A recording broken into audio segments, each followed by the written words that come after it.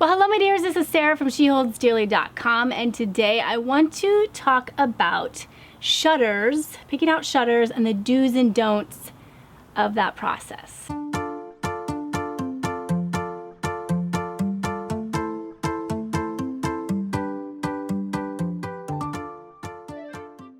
I love shutters. I think they have instant curb appeal. They're pretty easy to do.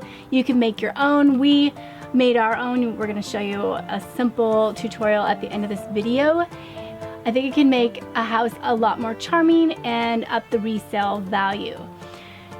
Now, there's some things to know about shutters, and I didn't realize that there was so much confusion about it until I started researching this online. But let's start with the history of shutters. So they have been around for hundreds of years, and they had a very functional purpose originally. Now they're very decorative. And with that, I feel like people have lost an understanding of how to use them, how the proportions, the positions of them. So historically, they were used for security. They were used for privacy. They were used to control the temperature. So you could cool the room down. In fact, the louvered ones that have this little slats, those were specifically used for cooling, so they would shut the shutters and then they could sleep during the day, but then there would be a breeze coming through. Or there's insulation for the winter. I also think that during a storm, you could use that to protect the glass and stuff. So knowing those things, I feel like helps you mentally figure out how you would use your shutters and when not to use them. Okay, so that brings me to the next point. All of these pictures are courtesy of boardpanda.com, and they really illustrate exactly what I'm talking about here. So you do not ever want to put your shutters above a window or below a window.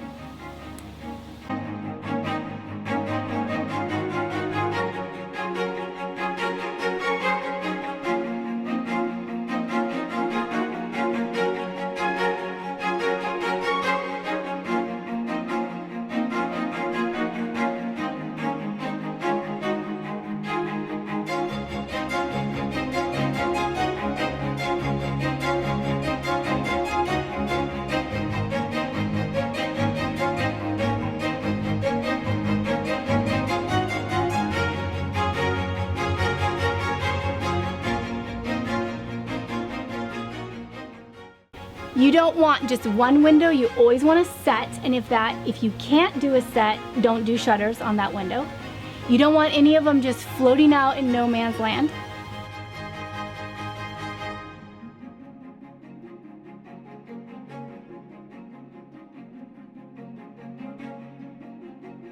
You want to make them both exactly the same level.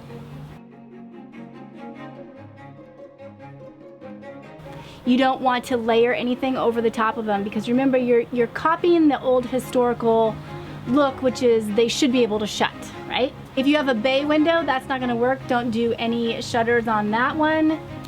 And did I mention you should only put shutters on windows, not other features? Are you shuttering yet? I was pretty horrified at some of this stuff, but apparently we needed to talk about it. So now that we know the don'ts of shutters, let's talk about the do's. So I wanted to kind of dress up this cute little window on the side of our house that has the window box. And we do have a tutorial on how we built that little self-watering window box.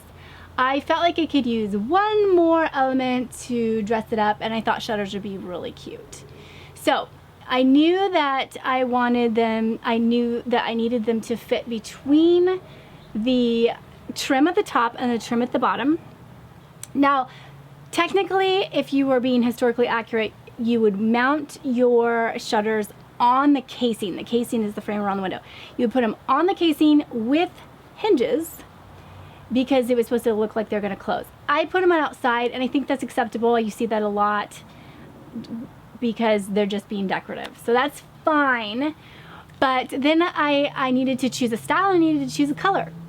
So I looked at louvered ones, but I felt like they were a little more detailed. There was a lot going on with our house. We've got 2 porches that are really dressed up, and the siding of our house I felt like looked kind of louvered itself, so I wanted some contrast there.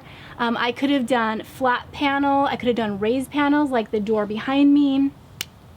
And I priced these out. I wanted to just get some regular, just run-of-the-mill Craftsman style shutters. They were $165. So I ended up making a set for $30, and it was very easy to do. So I ended up choosing this just very simple board and batten style. And I could have done a cross section with kind of a diagonal. That would be cute. You could do that. And then I looked at my house, and I've got a lot of raw wood things going on in the decorating. And I have 2 black doors. So I could have done black, and I maybe will one day. Or I could do a warm wood, and I really wanted to match the church pew behind me here. So that's what we went with. I wanted to not spend very much money. So I went and picked out some pine boards, and I didn't choose the cheapest ones that had knots in them. I chose the next step up. So they're a little bit smoother, and you can watch the whole process here. All right, so you can see how that nice trim piece sticks out at the top, and then we have a little bit coming down at the bottom.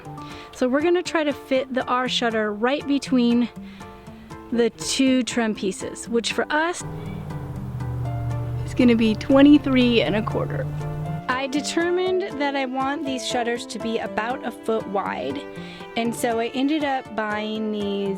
They're 1x4s, which means 3/4 inch by 3½.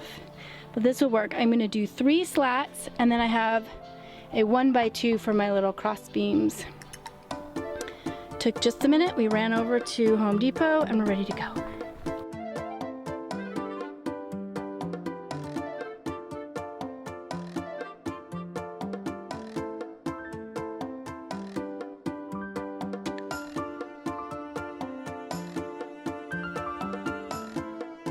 I thought about buying the cheaper pine that has knots in it. It would have saved me a few dollars.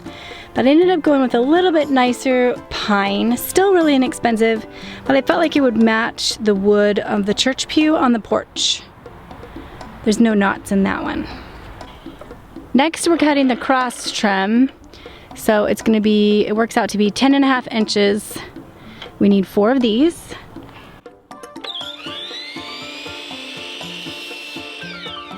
Almost done.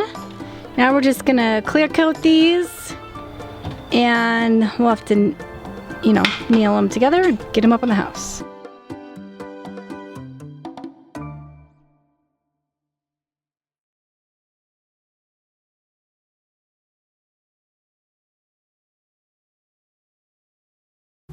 Okay, we are stabilizing these with a couple of clamps. And then we're gonna add on the cross beams with the nails.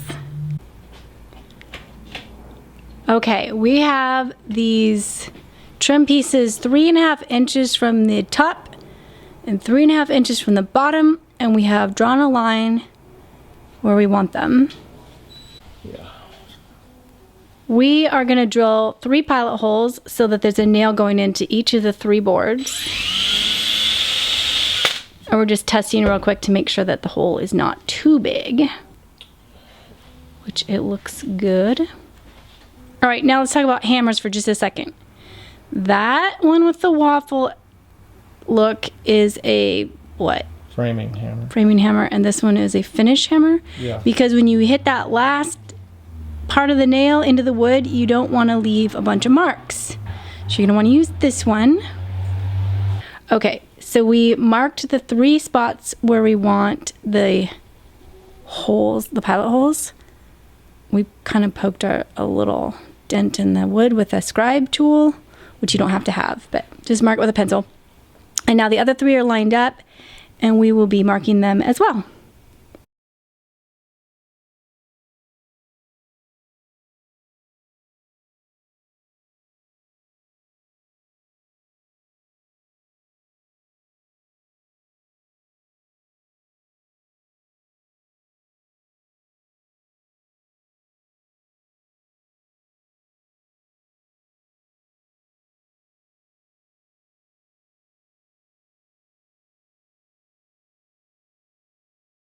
All right, these are 2.5-inch nails, so we're gonna go in 2 inches to catch both boards, and the rest is gonna be finished going straight into the house. Easy peasy lemon squeezy.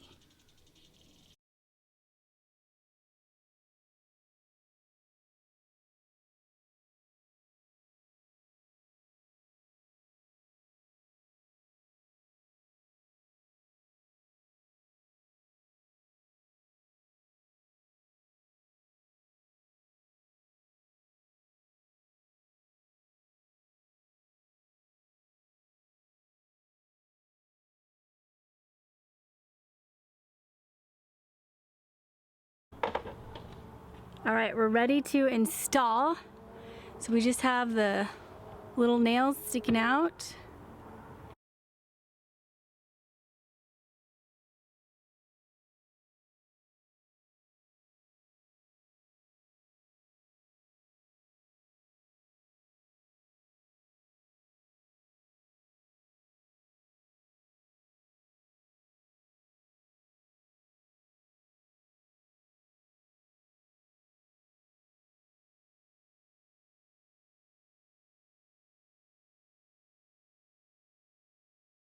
This is what I used on the church pew, and that is, I want it to match the church pew exactly.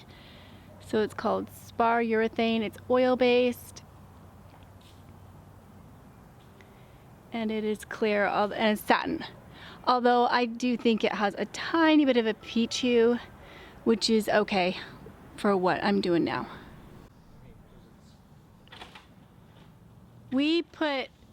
We like to put our paints and top coats in a little plastic cup. So Solo cups are really good for this. That way you're not dipping into the can and contaminating the other, what's left of the product. Now, we could have painted all of the boards separately and then assembled it. We could have assembled it and then painted both sides. But in the end, we decided that it's underneath the eaves, it's against the house. My husband felt like it would be good enough to do it this way. But if you prefer to do it another way, you know, more thorough job of it and just spend more time on it, go for it. This whole project took us maybe 2 hours, 2 or 3 hours, including the trip to Home Depot. So it's a super fast project and didn't cost hardly anything. When you're using a clear coat, be sure to not shake the can because you will get bubbles and you don't want that. I would have suggested using a chip brush, but I didn't have any chip brushes. I think anytime I use an oil base, I just don't even want to wash the brush. So if you have that option, do that. And be really careful with drips when you're using clear coats too. They really can pop up. You don't have to overwork it, just get a nice smooth coat on there, follow the wood grain. And this takes, I believe, 8 hours to dry.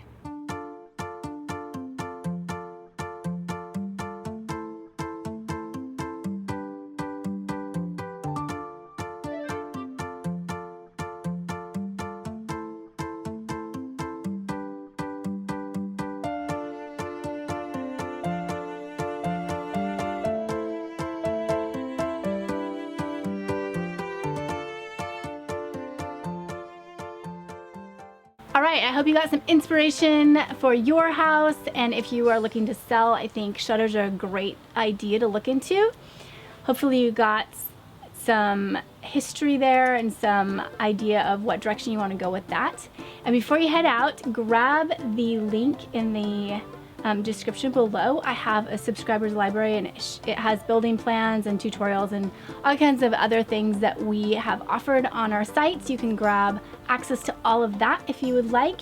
And if you're new here, please consider hitting that subscribe button. I do post regularly and I share my professional design advice for the DIY home life.